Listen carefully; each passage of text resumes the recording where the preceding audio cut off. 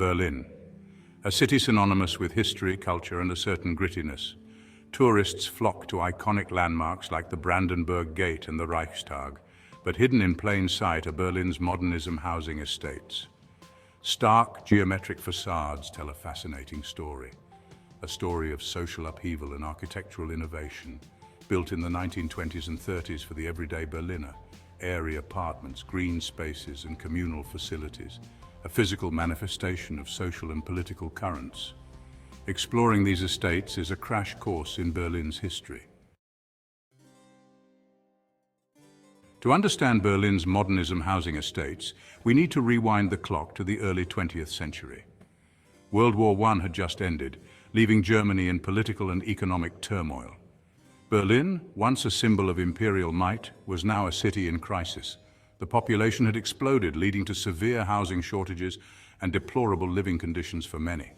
In this period of upheaval, a new architectural movement emerged: modernism. Modernist architects rejected the ornate, decorative styles of the past. They believed that form should follow function, buildings should be simple, efficient, and designed to meet the needs of the people who used them. This philosophy resonated deeply with the social democratic government of the Weimar Republic. They saw an opportunity to address the city's housing crisis while also creating a more just and equitable society. The result was an ambitious program of public housing construction unlike anything the world had ever seen. Imagine walking through one of these estates. You'd notice clean lines, geometric shapes, and a distinct lack of ornamentation. This wasn't accidental. Modernist architects believed that buildings should be honest in their materials and construction. There's a certain beauty in the simplicity, a celebration of form following function. Natural light was also paramount. Architects incorporated large windows, balconies, and communal courtyards to bring sunlight and fresh air into the apartments. This wasn't just about aesthetics, it was about improving the health and well-being of the residents. These estates were also designed to foster a sense of community. Communal laundries, kindergartens, and green spaces encouraged social interaction and a sense of collective living. It was a far cry from the anonymity of the crowded city center. Behind this architectural revolution were some of the most influential figures in 20th century architecture. Architects like Bruno Taut, Martin Wagner, and Walter Gropius weren't just designing buildings, they were shaping a new vision for urban living. Bruno Taut, known for his colorful utopian designs, believed that architecture had the power to transform society. His horseshoe estate, Hufeisensiedlung, with its vibrant facades and horseshoe-shaped layout, is a prime example of his philosophy. Walter Gropius, the founder of the Bauhaus school, brought his minimalist aesthetic to the Siemensstadt estate. His designs emphasized functionality, affordability, and mass production techniques. These architects weren't just building houses, they were building a better future. They believed that everyone, regardless of their social standing, deserved to live in a well-designed, healthy environment. Section 5. Stepping stones to a better future: life inside the estates. Imagine moving into one of these estates in the 1920s. You'd be leaving behind the cramped, unsanitary conditions of the tenements. Your new apartment, though modest, would have its own kitchen and bathroom, unheard of luxuries for many working-class families. But it wasn't just about the apartments themselves. It was about the sense of community that these estates fostered. Children played together in the communal courtyards while their parents chatted in the shared gardens. These estates were designed to break down social barriers and create a more egalitarian society. Life in these estates wasn't without its challenges. The apartments were small and privacy could be hard to come by. But for many it was a vast improvement over their previous living conditions. These estates offered a glimmer of hope in a time of great uncertainty. Section 6, bricks and mortar, but also gardens and light redefining urban living. What made these estates truly revolutionary was their emphasis on green space and light. Modernist architects understood the importance of connecting people with nature, even in the heart of the city. They incorporated courtyards, gardens, and parks into their designs, creating oases of calm amidst the urban bustle. The use of light was equally innovative. Large windows, balconies, and skylights flooded the apartments with natural light, a stark contrast to the dark, cramped tenements of the past. This wasn't just about aesthetics, it was about improving the health and well-being of the residents. Studies have shown that exposure to natural light can boost mood, improve sleep, and even increase productivity. These design principles, revolutionary in the 1920s, are still relevant today. As cities become increasingly dense and populated, the need for green space and access to natural light has never been greater. Section 7. A legacy etched in brick and steel, the enduring influence of Berlin's estates. Fast forward to the present day, and Berlin's modernism housing estates are no longer a radical experiment. They're a testament to the enduring power of good design. They stand as a reminder that architecture can be a force for social good, a way to create a more just and equitable society.